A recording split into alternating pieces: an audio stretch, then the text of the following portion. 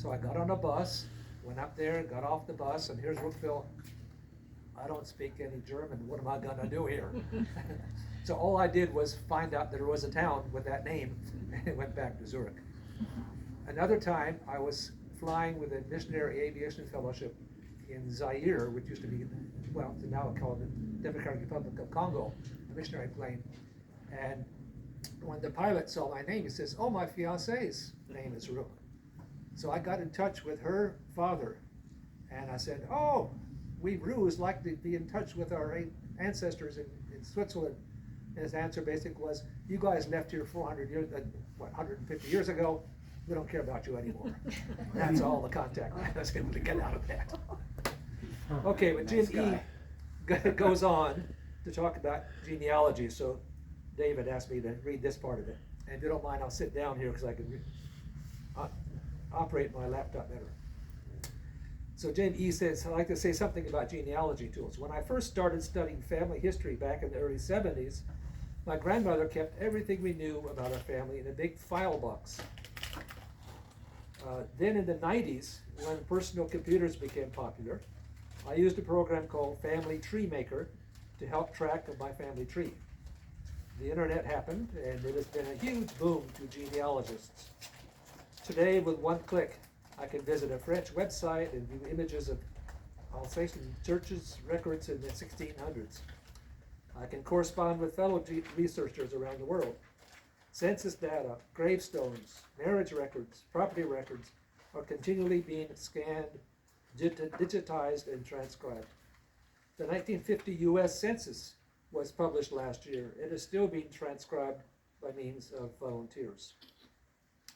Ancestry.com is one commercial business that provides one-stop shopping, quote-unquote, family history buffs. One of Ancestry's most valuable resources is their extensive archives of digitized and searchable source documents. But this convenience comes at a price. Annual membership is not cheap. FamilySearch.org is maintained by the Mormon Church. The church also has massive archives of some source documents. Family Search is free to join, and you don't have to be a church member to have an account. This is Jim E. says he has accounts in both Ancestry and Family Search, and has searched their records archives all the time. My choice for a permanent repository of my work is a site called Wikitree.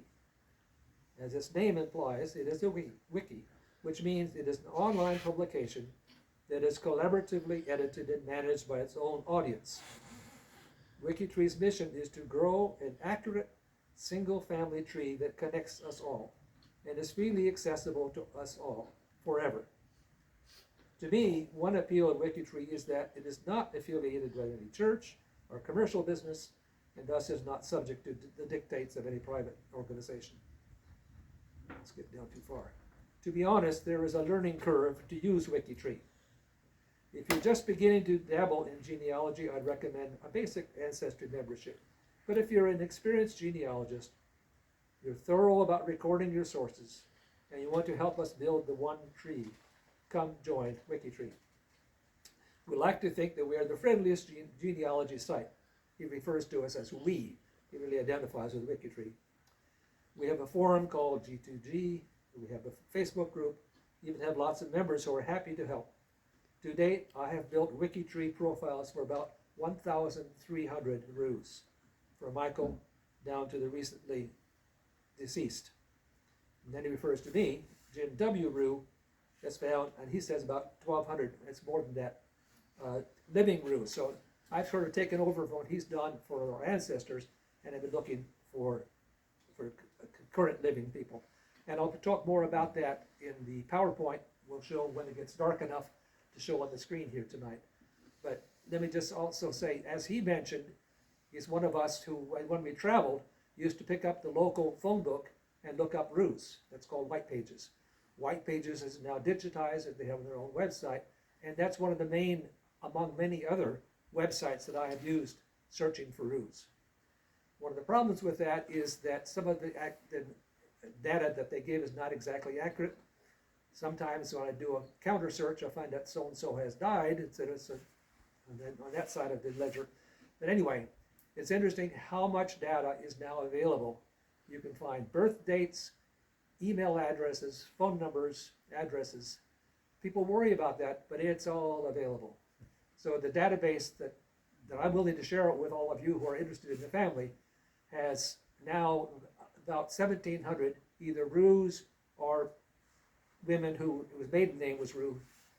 And so that many people are still in our family that are still living. All of us, as far as we can tell, all come from Michael Rugh and those two sons. Mm-hmm. There are some other Ruchs, R-U-C-H's, that went to Canada. There are other Ruchs around America. But as far as we know, all those that spell the name R-U-G-H are a part of our family tree. More to be continued as it gets dark enough tonight. Mm-hmm.